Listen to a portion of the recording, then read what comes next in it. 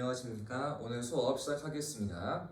준비물 뭔지 알고 있죠? 첫 번째로는 교과서가 필요하고 두 번째로는 학습장이 필요합니다. 꼭 준비하시고 수업 들으시길 바라겠습니다. 오늘 배울 교과서 진도로는 교과서는 80페이지이고요. 학습장으로는 25페이지입니다. 그러면 수업 시작하겠습니다. 이제 우리가 배울 내용은 우리 역사에서의 근대를 배울 건데요. 이 시기에 중요한 왕으로는 고종이 있습니다. 고종 황제. 먼저 그 시기 조선이 어떤 모습인지 한번 알아본 다음에 내용 보겠습니다. 첫 번째 1번입니다. 자, 19세기 조선의 현실. 과연 고종이 즉위하기 전 우리가 어떤 모습이었을까를 봐야겠죠. 먼저 자, 국외로 오겠습니다. 19세기 동아시아 지역 굉장히 어려운 시기였습니다. 왜 어려웠을까? 서양 세력이 동아시아 쪽으로 몰려오기 때문이었죠. 이 시기 유럽은 제국주의 시대였습니다. 그 유럽과 미국 등의 서양 세력들이 아시아를 식민 지배해서 힘을 키운 그러한 시기였던 거였죠. 그래서 그러한 결과 19세기였던 1842년도에 청이 영국에 의해서 개항되었습니다. 그리고 얼마 뒤였던 1854에는 일본이 또 미국에 의해서 개항되는 것이었죠. 즉 우리의 주변 나라였던 청과 일본이 서양에 의해서 개방되었단 말이야. 그 다음은 차례는 누구였을까? 다음은 우리일 수밖에 없겠죠. 점차 외세에 대한 불안감이 커져가는 그러한 시기에 즉위한 왕이 고종이었습니다. 그리고 따라서 우리 해안가에도 배들이 오는데 모양이 이상한 배야. 왜? 서양 배, 우리 배와는 다른 모습이었거든. 줄 우리의 배는 재료가 나무란 말이야. 나무가 있고 위에는 돛 달려있죠. 그런데 서양 배들은 이런 모습이 아니었어. 다 재료가 철로 이루어져 있고 동력도 노 젓는 것 또는 돛이 아니라 증기로 움직이는 것이었거든. 모양이 이상해. 그래서 이름이 우리 해안가에 이 양선이 출몰합니다. 모양이 이상한 서양의 배가 우리의 해안가에 와서 우리의 해안을 측량 탐사하고 우리에게 통상 장사할 것과 수교 외교를 요구하는 겁니다. 우리 불안감 당연히 또 한 번 올라가겠죠. 거기에 더해서 자 처음 개항한 이후에 또 한 큰 전쟁 벌어지게 돼요. 그게 제2차 아편 전쟁이었습니다. 처음 개항 시에는 1차가 있고 그 뒤에 벌어진 게 2차였는데 이 시기에서는 자 서양 세력이었던 영국, 프랑스에 의해서 청수도 베이징이 점령되었습니다. 자, 이 이야기들의 우리의 모습은 당연히 크게 놀랄 수밖에 없겠죠. 그 청이 당하다니 하면서 또 위감이 높아질 수밖에 없는 모습이었습니다. 거기에 더해서 이 전쟁을 마무리하기 위해서 하나 조약이 이루어지는데 그 조약을 중재한 나라가 러시아였습니다.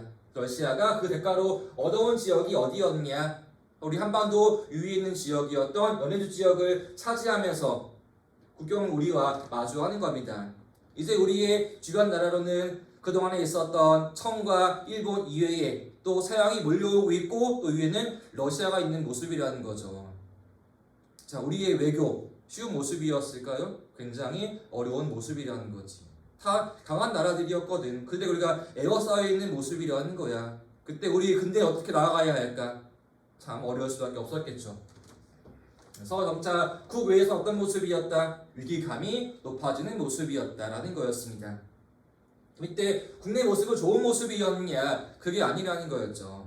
한번 위로 거슬러 올라가 보겠습니다. 자, 15세기 말 이제 새롭게 올라온 사람들이 살인 세력이었죠. 그들의 분열이 붕당이었습니다. 그 시작이 왕의 이름이 선조였잖아요. 붕당의 시작, 최초의 붕당은 동인과 서인이었다가 또 동인의 분열이 남인과 북인으로 이루어지겠죠. 그래서 선조, 광해군, 그 다음에 인조, 효종, 현종 이때는 정치가 어떤 모습이었다? 여러 가지 붕당이 이루어지는 거였죠. 서로 간의 견제와 균형, 공존 잘 이루어지는 그러한 모습이었다가 자 속적으로 왔습니다. 뭐가 벌어지게 돼요? 세 번에 걸친 환국이 있는 거였죠. 처음에 권력을 서인이 쥐었다가 다음에는 남인이 쥐고 서인이 쥐고 붕당의 변질이 이루어집니다. 이 시기의 모습은 한 당이 지배하는 일당 전제화의 시기였죠. 이거를 해결해보자 라고 하는 왕이 두 명 있었습니다. 영조와 정조였죠. 통치 상태 무엇이었습니까? 골고루 하는 모습이었던 탕평책이었습니다. 그런데 그 다음 왕이었던 세 군의 왕 순조, 헌종, 철종으로 옵시다. 이때 우리 통치 형태는 무엇이었습니까? 정치 형태는 그 유명한 세도 정치인 거였죠. 권력을 누가 쥐고 있다? 왕이 아니라 특정한 가문이란 말이야. 그러한 집안들 두 개 중요한 게 있었죠. 안동, 김씨, 또 한 가지는 풍양, 조씨 있었죠.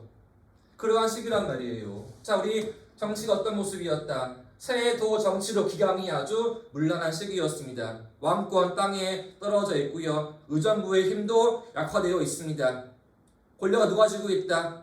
세도 가문과 기구로는 비변사였죠. 그러한 결과 온갖 부패가 만연 퍼져 있습니다. 과거 시험 될까 안 될까 잘 안 이루어지고 관직 다 매관 매직이 이루어지고 있습니다. 관직을 사고 파는 모습. 거기에 또 세금은 너무나 문란한 시기였죠. 일명 삼정의 문란이었습니다. 토지에 부과하는 세금, 전정, 그다음에 군대 가야 하는 것, 군정, 그다음에 쌀 빌려주는 것, 환곡. 이게 아주 문란해지게 돼.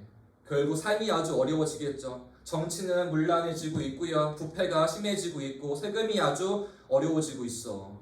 그 피해 다 누가 보는 거야? 우리 백성들, 농민들이겠죠. 봉기가 끊임없이 벌어지고 있습니다. 자, 봉기 중요한 두 가지 배운 거 뭐 있어? 첫 번째로는 이게 있죠. 홍경래인안이 있습니다. 1811년 19세기의 모습이었죠. 자, 평안도에서의 홍경래인안이 있었고 뒤로 오게 되면 뭐 있습니까? 임술 농민봉기 있었죠. 몇 년도? 1862년이었습니다. 봉기한 지 거의 전국이란 말이야. 그리고 그러한 시기에 왕위에 오른 사람이 고종이라는 거였습니다. 또 종교에서는 이제 새로운 게 있었죠. 서양에서 왔었던 천주교 있습니다. 그리고 우리 거였던 동학이 있었죠. 둘 다 강조하는 게 뭐였어? 인간은 평등이라는 거였지. 이 정부에서 좋아할 일 있겠어 없겠어? 당연히 싫어한 결과 탄압이 이루어집니다. 그게 국내 모습이 이런 모습이라는 거였습니다. 즉 국외에서는 서양 세력이 몰려오면서 위감이 올라가는 모습이었고 국내에서는 또 정치, 경제, 종교 뭔가만 혼란스러운 시대란 말이지. 자, 이러한 시기에 고종이 드디어 왕위에 올랐습니다. 왜냐? 자, 순조, 헌조, 철종이 아들을 못 낳고 돌아가시게 돼. 그리고 왕위에 오른 사람이 왕실의 한 명이었던 고종이 왕위에 올랐는데요. 나이가 겨우 12살이었습니다. 왕위에 오른 시기는 1863년이었고요. 자, 혼란스러운 시기에 어린 나이에 왕위에 오른 고종 할 수 있는 게 있을까 없을까? 어린 나이인데 할 수 있는 거 권력 별로 없겠죠. 이때 왕실의 최고 어른은 대왕 대비였습니다. 대왕 대비란 뭐냐면은 즉 현재 왕보다 그 먼저 왕의 왕비였거든요. 현재 왕보다 먼저 왕의 부인은 대비, 그 이후의 왕이 대왕 대비였거든요. 하지만 실제 권력은 누가 주는 것이었느냐? 고종의 아버지였던 흥선대원군 이하응이 권력을 주고 개혁들을 실시합니다. 그 내용 한번 알아보겠습니다. 아래에 큰 2번으로 올게요. 여기부터가 오늘 수업의 메인이에요. 한번 잘 보자고요. 자, 이제 2번 보겠습니다. 흥선대원군의 개혁 정치란 무엇이었냐? 먼저 자, 특이한 용어 대원군이 있습니다. 대원군이란 무엇이었냐?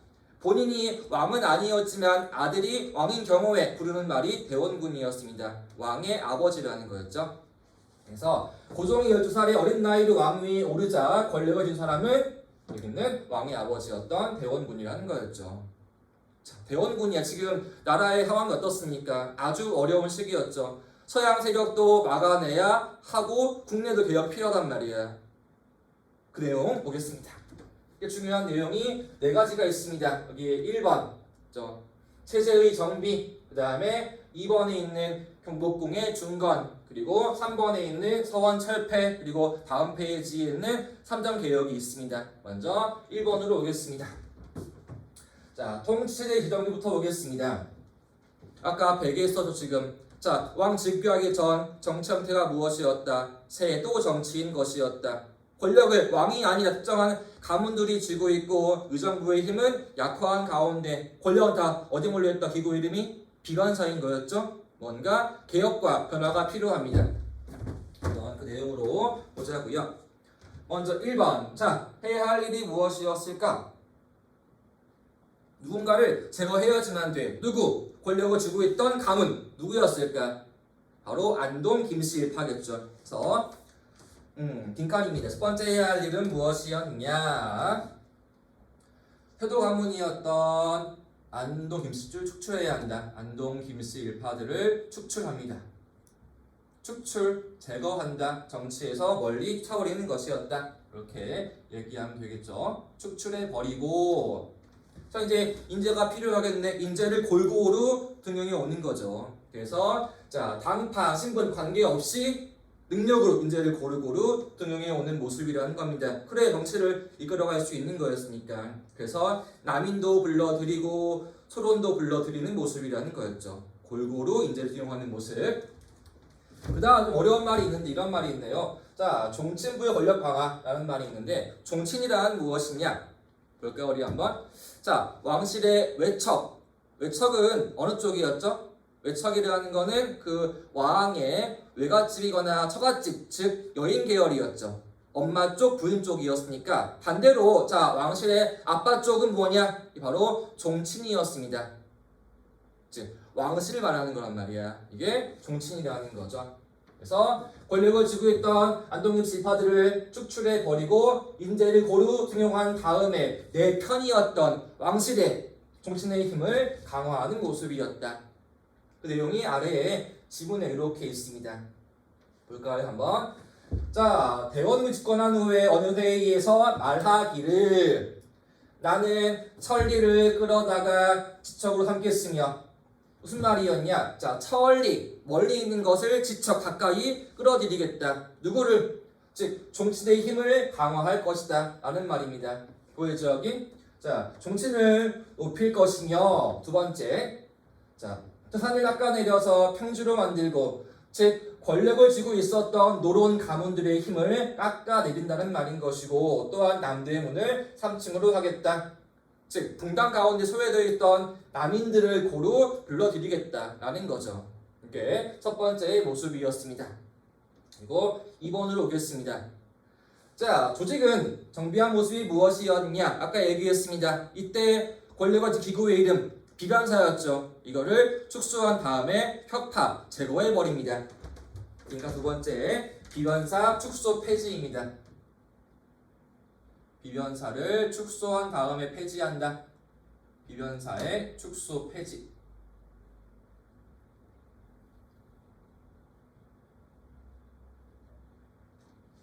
그래서 폐지한 다음에 여기 있던 정치 업무 사실 의정부로 돌려주는 것이었고요. 군대 기능은 상군부로 돌아가는 겁니다. 그래서 업무의 분담이 이렇게 이루어지고 있죠.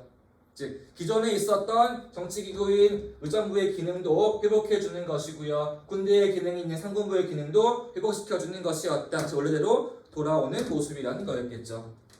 세 번째 새로운 법전 만들어집니다. 법전의 이름 한번 알아보겠습니다. 법전, 처음 배우는 게 뭐였었죠? 제일 중요한 법전. 여기 있는 경국대전이었죠. 국가를 경영하기 위한 큰 법전이었으니까. 그렇죠? 편찬의 시작은 세조, 수양대군 시작되어서 완성은 성종이었습니다. 그 다음 나온 책, 그것은 안 나온 것 같은데 그 다음 나온 책은 자 속대전이 있습니다. 지으신 분은 영조였습니다. 즉 요거에 대한 속편이라는 거죠. 이거를 보완한 내용이었다. 라는 것이고 또 정조 또 책을 지었습니다. 그 이름은 대전통편이었는데 또 한 번 이게 바뀌게 돼 대원군에 의해서 그 책의 이름은 대전회통이었습니다. 법전 편찬의 이름 대전회통을 지어서 질서를 정비하는 모습이다. 또 한 가지 이름이 육전조례라고 하는 게 있습니다. 육전조례 이, 호, 예, 병, 형, 공 6조 있죠. 그거에 대해서 정리한 책이 육전조례였습니다. 여기까지가 통치에 대한 정비한 내용 같습니다. 그렇죠? 첫 번째 뭐한다? 권력을 쥐고 있던 김씨 일파들을 축출해버리는 것이었고 기구에서는 비변사를 폐지하고 그 다음에 법전을 지었다. 그 책의 이름은 대전회통이라는 것이었고요. 이제 앞에 오른쪽에 2번으로 오겠습니다. 린트 학습장 2번으로 올라올게요. 또 그 다음 해야 할 일은 무엇이었는가? 2번 뭐였다고 합니까? 뭐였다고요? 경복궁을 중건하였다라는 말이 있습니다. 봅시다 한번. 자, 경복궁 어떤 곳이었습니까? 바로 왕이 거주하는 최고의 궁궐이었죠. 다시 이거에 중건이 이루어지고 있대요. 중건이란 뭘까? 다시 지었습니다. 창건, 새롭게 하는 것이 아니라. 그럴까요? 경복궁 처음 지어진 게 언제였을까요? 언제겠어? 조선을 세울 때였죠. 설계할 때란 말이야. 이때 중요한 인물 누구였습니까? 정도전이었죠. 이게 쭉 이어져 오다가 200년 뒤였던 1592년 이때 중요한 일이 뭐였어? 나라의 위기. 임진왜란이 있죠. 그때 궁궐이 불타버리게 돼. 그대로 쭉 폐허로 남아있다가 쭉 이어져 오는 거란 말이야. 자, 지금 왕실의 궁궐이 다 불타버리고 말았대. 늘 폐허로 쭉 이어져 오고 있는 모습이란 말이죠. 자, 이러한 모습은 왕궁 강화할 때에 유리할까 불리할까? 당연히 불리하겠죠. 자, 왕의 집이 지금 초라한 모습이야. 폐허가 돼버렸어. 불타버렸어. 당연히 왕 권위가 깎아내리겠죠. 그래 다시 얘를 짓는 모습이라는 거죠. 그래서 불타버린 궁궐을 새롭게 지음으로써 왕실의 위험 권위를 회복하는 거란 말이죠. 그래서 경복궁을 중건 다시 지었단 말입니다. 그런데 궁을 짓는 게 쉬운 일이었을까요? 궁궐이 집이 한 채겠어? 규모가 아주 어마어마하거든. 어떤 게 필요했을까? 일단은 가장 중요한 거는 어마어마한 재정, 돈이 필요했었겠죠. 두 번째 또 많은 양의 재료가 필요했겠죠. 주로 나무나 돌 필요했겠죠. 또 세 번째 뭐가 필요할까? 일해야 할 사람들이 필요하겠죠. 구하는 게 쉬운 일이 아니었습니다. 왜냐? 지금 왕 즉위하기 전 나라의 상황 좋은 모습이 아니란 말이야. 정치의 문란, 부정부패, 세금의 문란 이런 어려운 시기에도 불구하고 궁궐을 다시 지어야 합니다. 쉬운 일이 아닌 거라는 거죠. 또 하나 궁궐을 지을 때 불이 두 번 나게 돼. 지었다가 불타버리고 또 타버리고. 자, 계획에 이제는 차질을 빚겠죠. 돈 더 필요하겠지 이제는. 그래서 그때 한 일이 무엇이었냐? 첫 번째였습니다. 자, 또 마련하기 위한 일 먼저 기부금을 강제로 걷습니다. 그 기부금의 이름이 빈칸에 원납전이라는 게 있어요. 원납전. 기부금이었습니다. 사람들이 스스로 원해서 납부한 돈이라는 거죠. 내가 기부할게 라는 거죠. 근데 이를 징수를 강제로 한대. 그래서 아래에 이런 말이 있어. 자, 사람들이 이렇게 말했다. 원납전이 아니라 원납전이다.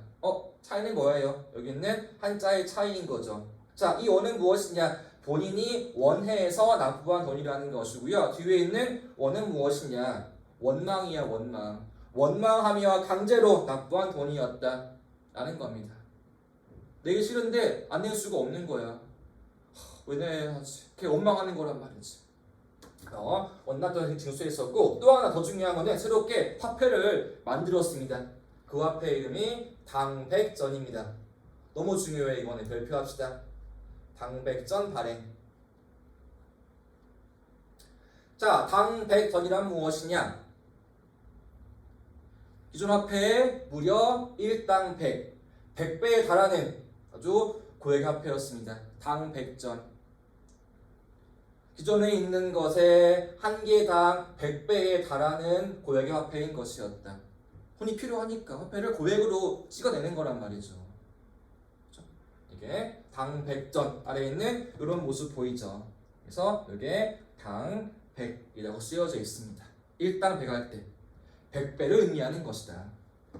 두 번째 봅시다 한번. 자, 물적 수탈이 이루어지게 돼. 먼저 아까 얘기했을 겁니다. 궁궐을 지을 때 제일 필요한 재료가 무엇이었다? 나무라는 거였죠. 이 나무도 그냥 아무 나무 될까? 안 되겠죠. 굵기도 굵고 높이도 아주 높아야 합니다. 이게 구하는 게 쉽겠어? 어렵겠지? 그래서 택한 일이 무엇이었냐? 빈칸에 자, 양반의 묘지림을 다 베버리게 돼. 양반의 묘지림을 벌목하였다. 묘지림을 벌목한다. 자, 묘지림 뭘 의미하는 거예요? 묘지 필요한 거지. 즉 양반들이 잘 가꾸어 놓은 묘지에 있는 숲에 있는 나무를 싹 다 베어오는 거란 말이에요. 왜? 나무가 아주 우수한 나무들인 거였으니까. 당연히 이걸 누가 싫어하겠어? 당연히 양반들이 너무나 싫어하겠지. 세 번째, 인적. 누가 일해야 할까? 양반이 일할까? 보통의 백성들이 일하는 거죠. 세 번째, 자, 백성의 노동력을 동원합니다. 강제로. 백성의 노동력의 강제 동원이었다라는 겁니다. 그렇죠? 일해야 할 시기인데 끌려와서 군거를 치러야 하는 거란 말이야. 아침 일찍 와서 돈 얼마 못 받고서는 일해야 하는 모습. 또 불만이 어마어마하겠죠. 자, 그 영향은 무엇이었냐? 보자 한번. 자, 화폐의 발행. 아까 뭐였어 이름이? 당백전이었죠. 고가란 말이야. 이 시중에 막 풀려버렸네. 물가 당연히 올라가 버리겠죠. 물가가 급등하면 경제가 아주 혼란스러워지게 됩니다. 뭐 때문에? 당백전 때문이었습니다. 그죠? 아래에 자 이런 말이 있습니다. 자, 법정 가치는 보통 기존의 상평통보의 100배였으나 실제 가치는 5에서 6배에 불과한 것이었다. 이게 일치하지 않는 거지. 자, 말로는 100배인데 실제로는 5, 6배에 불과한 거야. 가치가 안 맞아. 경제가 아주 혼란스러워지게 되고 물가 역시 폭등해 버리는 거죠. 그 피해 다 누가 보겠어? 당연히 백성들, 농민들이 볼 수밖에 없겠지. 그러한 모습이라는 겁니다. 또 하나 너무나 무리한 증거에 의해서 이거에 대해서는 양반들도 불만이 있고 백성 역시 불만이 있다는 거였죠. 다 싫어할 수밖에 없겠지. 그래서 지은 모습이 이 모습이라는 겁니다. 그래서 경복궁에 있는 핵심 지역 근정전을 지은 모습이 이런 모습이라는 거였습니다. 여기까지가 두 번째 모습이었습니다. 한 일이 무엇이었다고요? 뭐했다? 경복궁을 새롭게 다시 중건 지었다는 겁니다. 한번 잘 보시고 그 다음에 세 번째 보겠습니다. 세 번째는 뭐가 있을까? 세 번째로는 자 서원 철폐로 오겠습니다. 우리 서원이라는 곳이 어떤 곳이었더라? 자, 서원은 뭐하는 곳이었어? 자, 지방에 있는 살인들, 양반들이 모여서 공부하는 곳이었죠. 즉 살인의 기반이란 말이야. 옆에 있죠 우리. 자, 두 개의 기반. 살인들은 한 가지는 뭐 공부하는 곳, 코와 기르는 곳이 서원이었고 또 하나 농민을 지배했던 약속의 이름이 평약이었죠. 그 서원을 싹 다 철폐해버리는 모습, 없애버리는 모습이었습니다. 먼저 그 원인으로 오자고요. 점차 서원의 기능이 변질되었고요. 회단이 아주 심했습니다. 왜 그런 것이었냐? 자, 서원은 사람들이 모여서 학문을 연구하는 곳이었습니다. 즉, 우리 학파끼리 모여서 공부하는 거란 말이야. 이 서원은 누구를 모시는 곳, 이 서원은 누구를 모시는 곳. 여기는 동인의 서원, 여기는 서인의 서원. 서로 나누어지게 돼. 즉, 서원은 무엇이었다? 분당의 근거지라는 거였죠. 서로 막 싸우는 모습이란 말이야. 정치의 분열, 안 좋아지는 모습. 거기에 또 자 서원은 무엇이었다고요? 지방 양반의 세력 기반이었어. 아까 얘기했죠 우리 사림의 기반 서원과 평약이었으니까. 거기에 또 서원에게는 어마어마한 토지와 노비가 있어. 다 이들은 면세, 면역이 있어. 나라에다가 세금을 안 내는 거란 말이야. 그 광대한 땅이 세금을 다 면제해 버리게 돼. 노비들 다 소유하고 있는 모습이라는 거죠. 따라서 경제에 안 좋아지겠죠? 세금 안 내는 거니까. 세 번째, 또 농민들을 수탈해 버립니다. 자, 서원을 운영해야 합니다. 서원에서 죄를 지내야지만 돼. 다 누가 준비해야 할까? 그 지방의 농민들이겠죠. 이거를 정리해야 합니다. 그래서 정리한 내용이 무엇이었느냐? 아래에 이런 말이 있죠. 대원군에게 문의한 결과 남달리 뛰어난 사람을 모시는 때 부합하는 47개 서원을 제외하고 나머지는 모두 다 철폐해야 한다라고 얘기했습니다. 봅시다. 그래서 빈칸 전개 전국의 서원을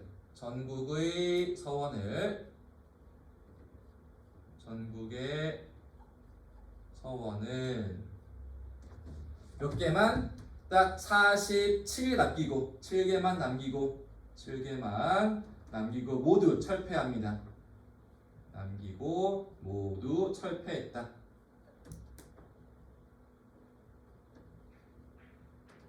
자, 그런 다음에 서원 소유 토지 어떻게 다 국가한테 압수하는 거죠. 노비도 국가가 압수해 버리는 거죠. 그래서 이러한 자 서원 소유의 땅과 노비들은 결국 그 지방에 있던 향교와 관청으로 압수해 버리게 됩니다. 자, 그러한 결과 당연히 민생에 안정되겠죠? 왜? 수탈이 끊기는 거였으니까. 그럼 과연 이러한 서원 철폐는 농민들이, 백성들이 좋아할까 싫어할까? 당연히 좋아할 수밖에 없겠죠. 왜? 수탈을 멈추게 하는 거였으니까. 두 번째, 국가한테는 손해야 이익이야? 국가한테도 이익이라는 거지. 왜? 어마어마한 양의 토지 노비를 가지고 오는 거였으니까 재정이 증가할 수밖에 없겠습니다. 그런데 이거를 누가 싫어했을까? 당연히 양반 유생들이겠죠. 반발이 아주 어마어마해지게 돼. 집회도 항의 집회도 열리게 돼. 대원은 어떻게 했을까? 집회 무자비하게 단호하게 다 제압해 버립니다. 이게 세 번째 일이었던 어떤 내용? 서원 철폐에 대한 내용이었습니다. 대원군이 이런 이야기합니다. 자, 나라에 해가 될 경우에는 공자가 와도 이거는 용서할 수가 없는 것이다 라고 이야기합니다. 세 번째 있었던 서원 철폐에 대한 내용이었습니다. 일단 이번 시간은 여기까지 하겠습니다. 수고하셨습니다.